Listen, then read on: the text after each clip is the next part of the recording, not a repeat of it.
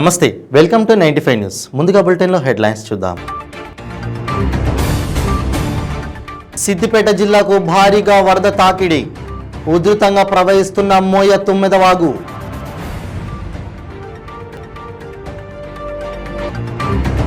మెదక్ జిల్లాలోని ఏడుపాయల వనదుర్గమ్మ ఆలయం మూసివేత, వరద ఉధృతి తగ్గిన తర్వాత తిరిగి తెరుచుకోనున్న ఆలయం. ప్రభుత్వ పథకాల అమలు తీరుపై నియోజకవర్గాల స్థాయిలో సమీక్షా సమావేశాలు, ప్రజలకు ఇబ్బందులు లేకుండా చూసేలా అధికారులకు ఆదేశాలు ఇచ్చామన్న వైవి సుబ్బారెడ్డి. జగనన్న సురక్ష కార్యక్రమాన్ని లబ్ధిదారులందరూ సద్వినియోగం చేసుకోవాలన్న మంత్రి విశ్వరూప్. రాష్ట్ర ప్రభుత్వం నెల రోజుల పాటు చేపట్టిందని వెల్లడి. ఇక ఇప్పుడు బులెటిన్లో డీటెయిల్స్ చూద్దాం. సిద్దిపేట జిల్లాలో 2 రోజులుగా విస్తారంగా కురుస్తున్న వర్షాలకు ఎగువ నుండి భారీగా వరద నీరు చేరడంతో మోయ తుమ్మెదవాగు ఉధృతంగా ప్రవహిస్తోంది. దీంతో కోహెడా మండలం తంగలపల్లి కృష్ణమ్మ వాగు ఉధృతంగా ప్రవహిస్తోంది. దిగువన ఉన్న సింగరాయి ప్రాజెక్టు నుండి మత్తడి పారుతోంది. దీంతో దిగువనున్న Sammakka check dam, Kishtamma check డ్యాంలు ఉధృతంగా ప్రవహిస్తున్నాయి. కాగా బాస్వాపూర్ వద్ద ఉన్న లీడర్ ఛానల్ నుండి వరద నీటిని శనిగరం ప్రాజెక్టులోనికి తరలిస్తున్నారు.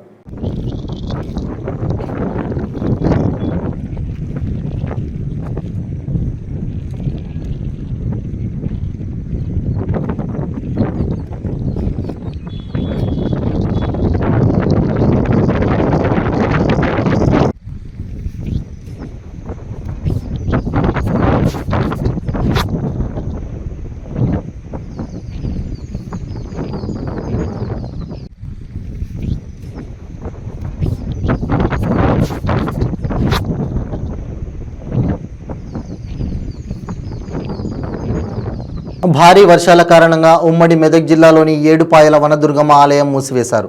2 రోజులుగా భారీ వర్షాల కారణంగా మంజీర నదికి వరద పోటెత్తింది. 10,000 క్యూసెక్కుల నీరు దిగువకు వెళ్తోంది. ఆలయం ముందుగా ఈ నీరు వెళ్తుంది.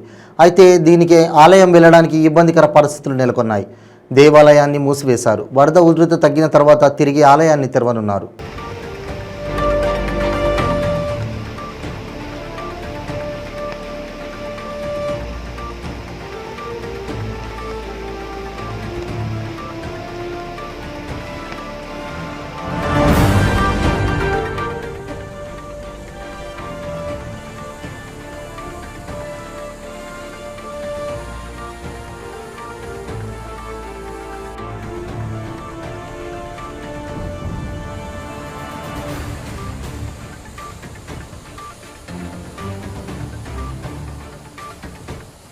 సీఎం జగన్ ఆదేశాల మేరకు ప్రభుత్వ పథకాల అమలు, లబ్ధిదారులకు అందుతున్న తీరుపై నియోజకవర్గాల స్థాయిలో సమీక్షా సమావేశాలు నిర్వహించడం జరిగిందని ఉమ్మడి విశాఖ జిల్లా రీజనల్ కోఆర్డినేటర్ వైవి సుబ్బారెడ్డి తెలిపారు.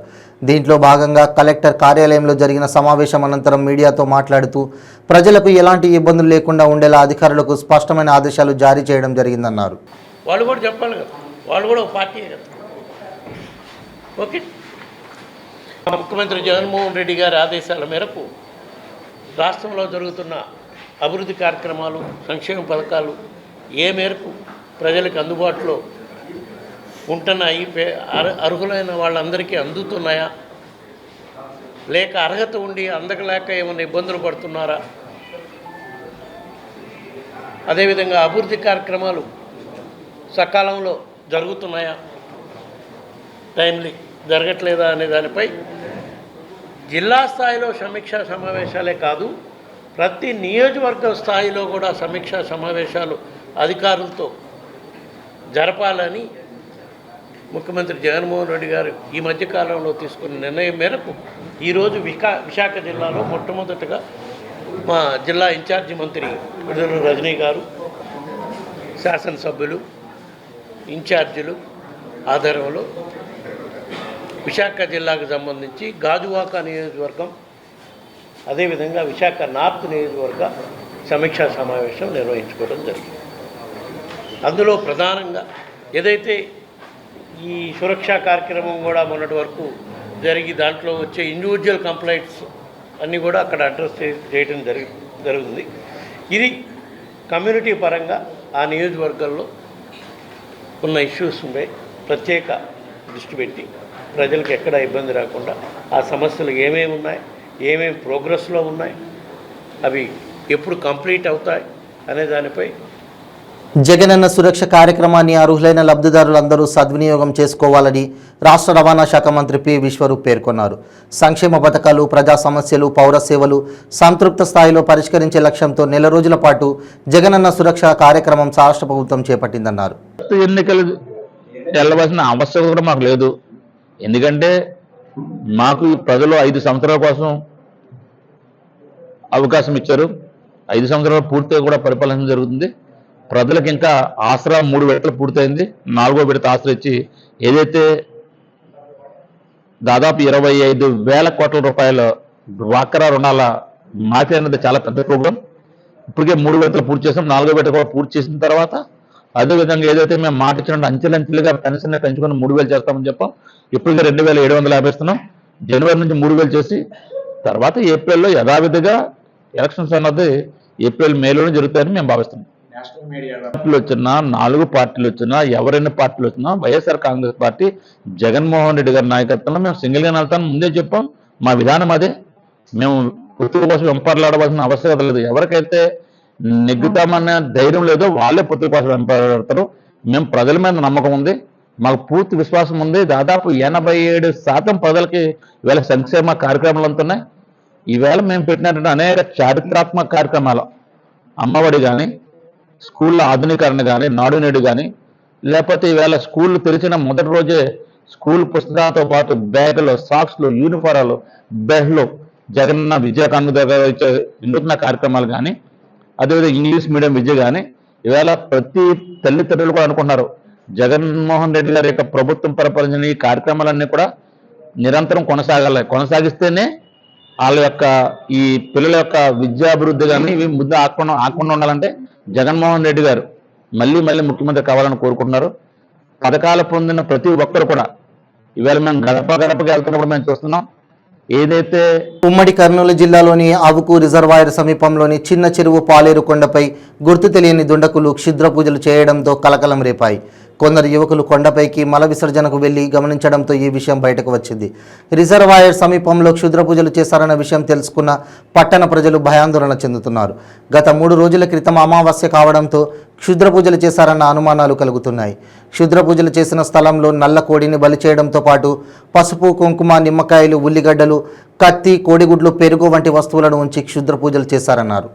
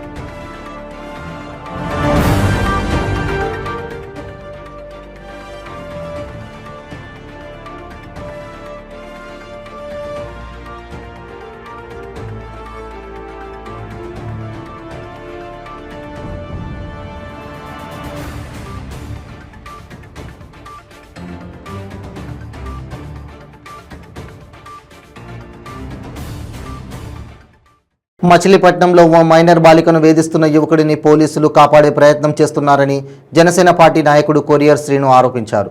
బాధిత మైనర్ బాలికతో మచిలీపట్నం పోలీసు స్టేషన్ వద్ద నిరసనకు దిగారు. అరుణోదయ కాలనీకి చెందిన వైసీపీ నాయకురాలు అంజమ్మ మనవడు గత కొన్ని రోజులుగా అదే కాలనీకి చెందిన విద్యార్థినిని వేధిస్తున్నాడు. దీనిపై బాధిత విద్యార్థిని పోలీసులకు ఫిర్యాదు చేసినా కూడా ఇప్పటి వరకు కేసు నమోదు చేయకుండా తాత్సారం చేస్తున్నారని మండిపడ్డారు. అధికార పార్టీ నేతల ఒత్తిళ్ల వల్లే నిందితుడిపై కేసు నమోదు చేయడం లేదని కొరియర్ శ్రీను ఆరోపించారు. ఈ అమ్మాయిని కింద వేసేసి 4 పడి కొట్టేస్తుంటే నేను వెళ్ళి ఎందుకు అలా కొట్టినారని నేను దగ్గరికి వెళ్ళేటప్పటికి ఈ కొద్దికి నన్ను కొట్టేశారు. రౌండ్ చేసేసి అసలు ఇలా బాగా సరళ చేసుకుని బాగా చేస్తున్నారు.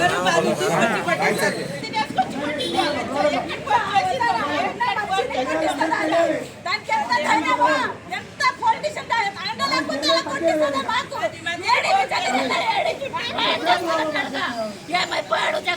ఏది భద్రత ఆడవాళ్ళకి మైనర్ బాలికను అలర్ట్ చేస్తున్నా అంటే పట్టించుకోవాలి. ఎక్కడ 100 చేయండి అంటారు, ఫోను తీసుకొస్తున్నాం.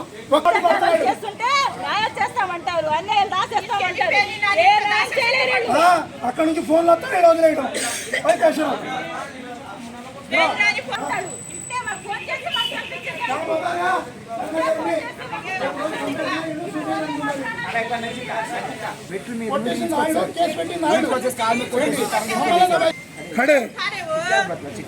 చూడన్నా ఎట్టా కొట్టారు వాళ్ళని, ఏం పిలిపించి కూడా పిలిపించలే ఇప్పటి వరకు. 31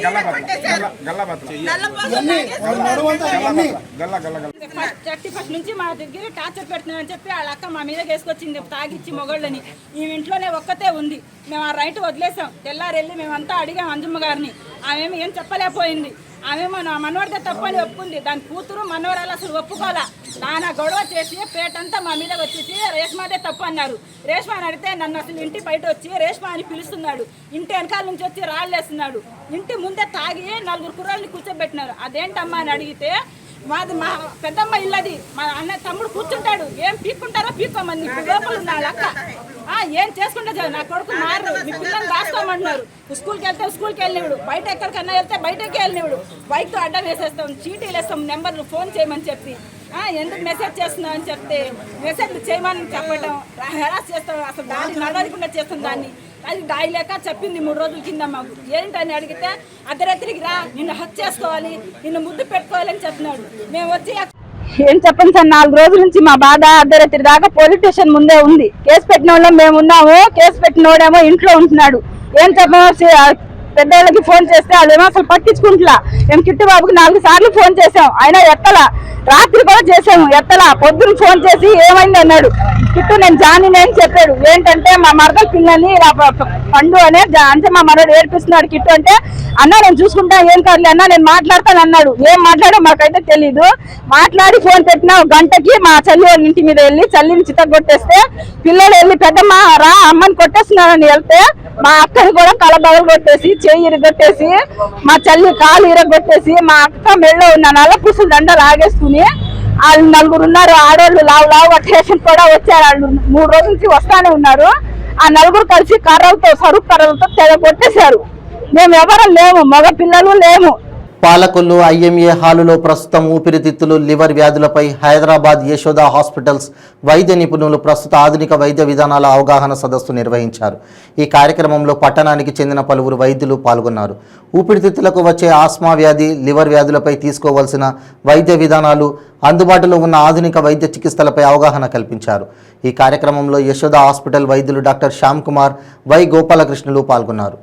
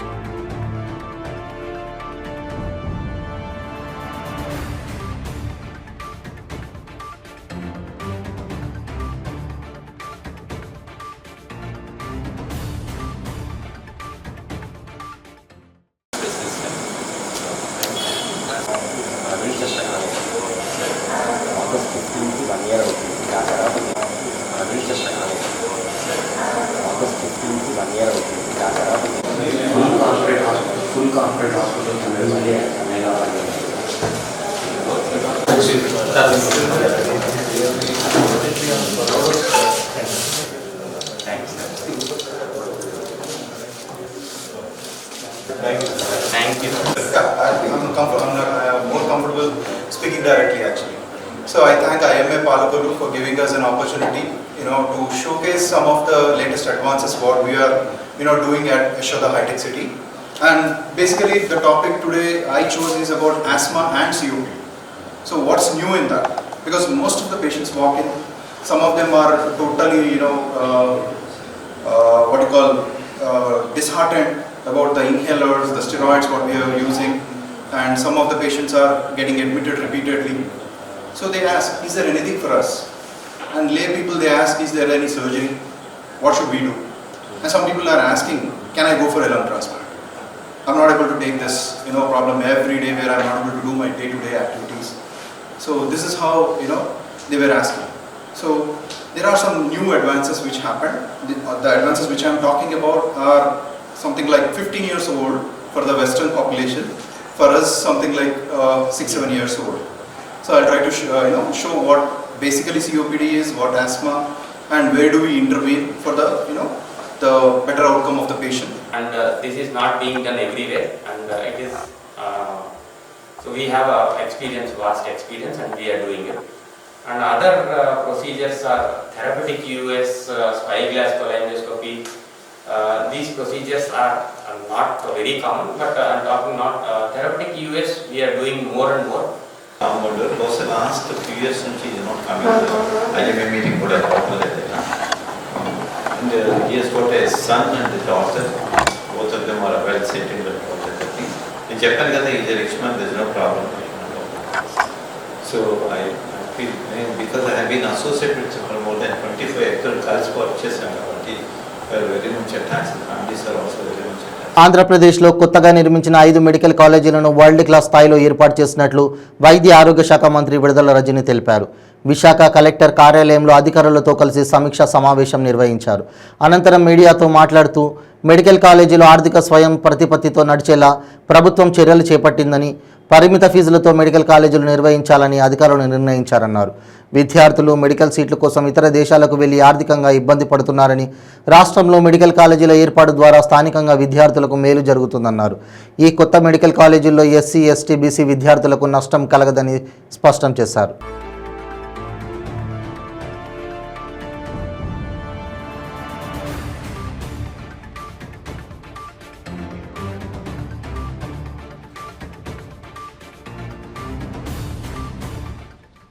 ప్లస్ స్పందన కింద అప్లికేషన్స్ వస్తున్నాయి సార్.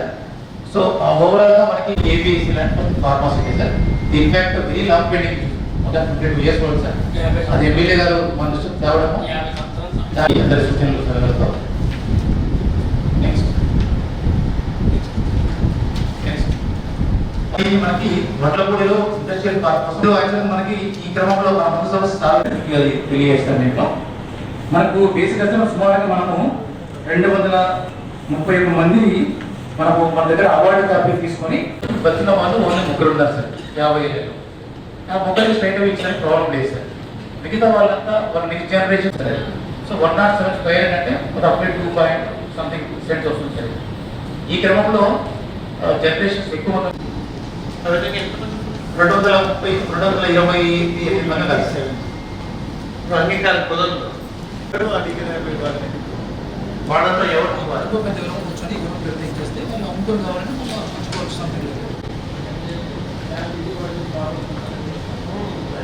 సెటిల్మెంట్ చేసుకోవచ్చు. ఎవరికి కాకుండా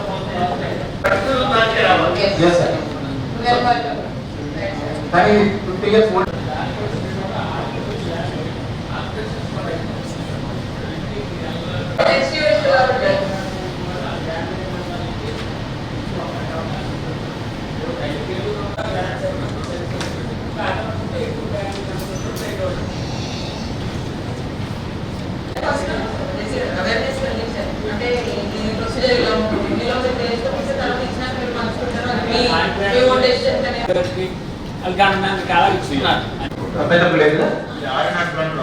ఫస్ట్ అవేర్నెస్, మళ్ళీ డిస్ప్లే చేయాలి. మీరు అఫీషియల్ గా ఊళ్ళో సంథింగ్ అంటే డిస్ప్లే చేయడము, మళ్ళీ టైం ఫ్రేమ్ ఇవ్వడము, మళ్ళీ వాళ్ళు లీగల్ నెక్స్ట్ తీసుకోవడము. తీసుకున్న తర్వాత మళ్ళీ ఇంకేమైనా అబ్జెక్షన్స్ ఉంటే రండి అఫీషియల్ ఇంతమంది డిస్ప్లే చేసి మళ్ళీ చేయడం.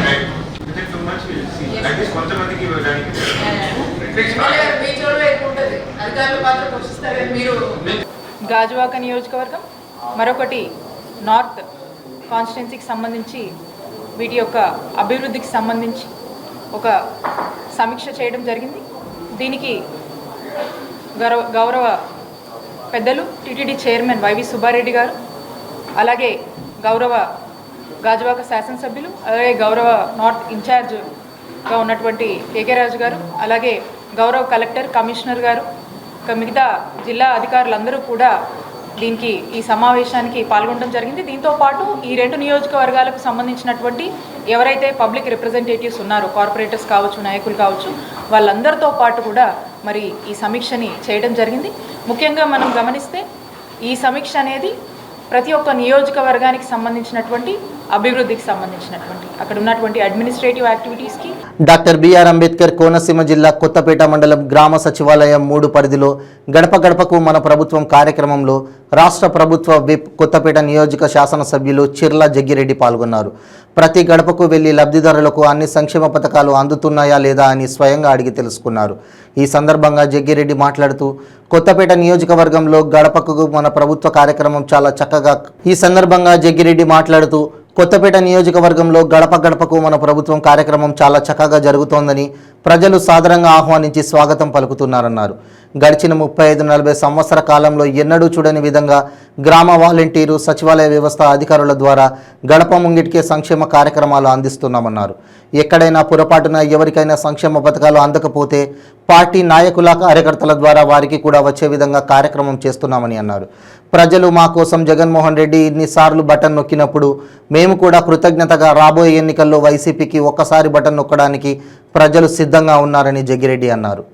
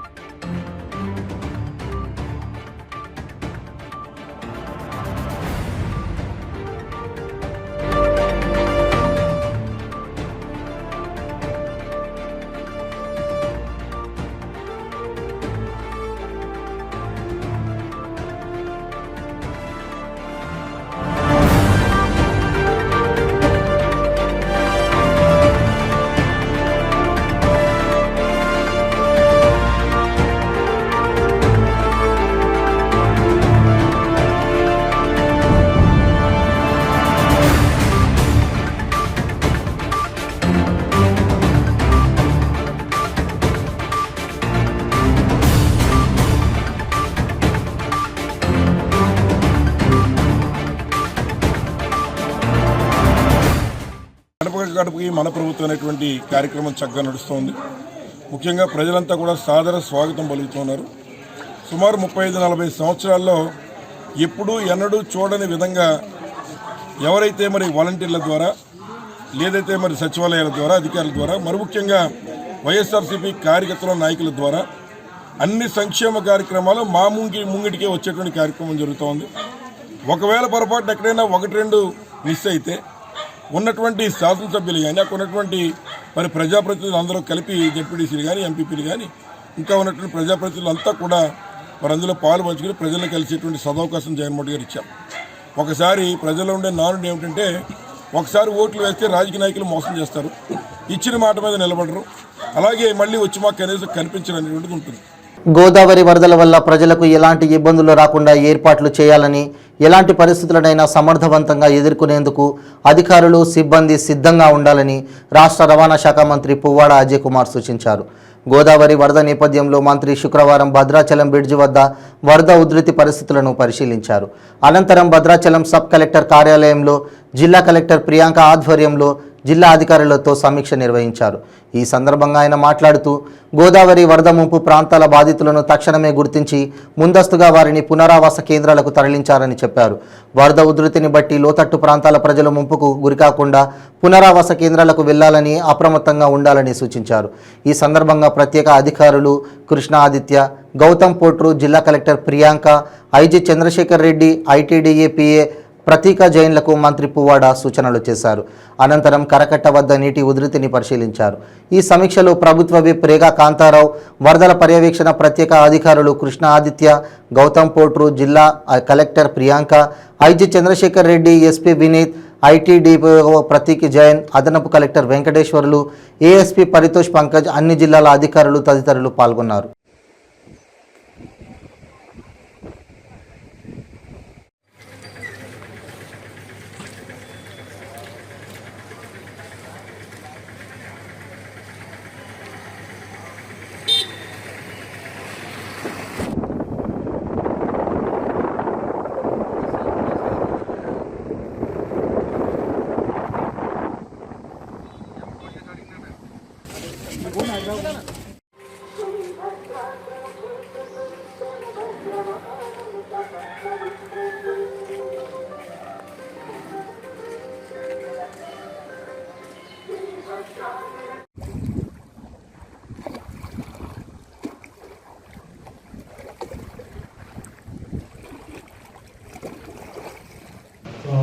పీపుల్ దే గో వాళ్ళు చాలా దాన్ని రైట్ వేలో తీసుకుంటారు.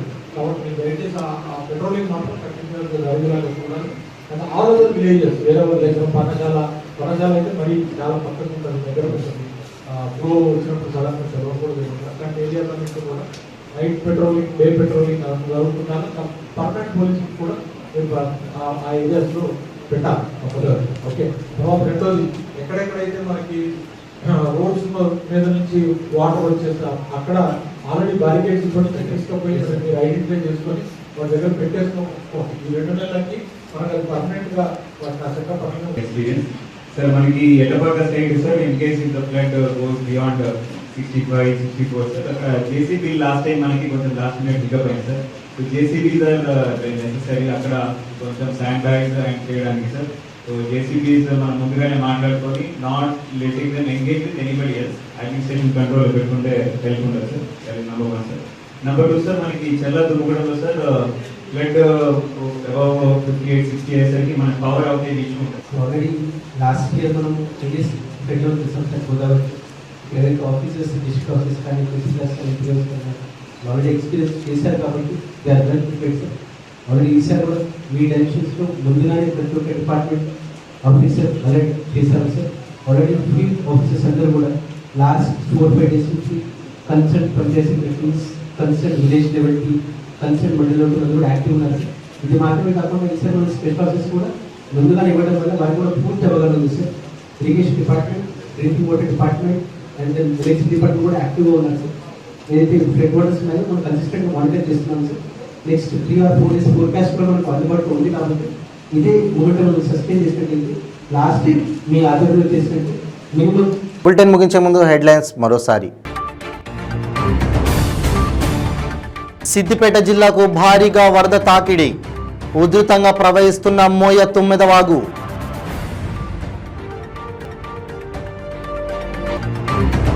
మెదక్ జిల్లాలోని ఏడుపాయల వనదుర్గమ్మ ఆలయం మూసివేత, వరద ఉధృతి తగ్గిన తర్వాత తిరిగి తెరుచుకోనున్న ఆలయం.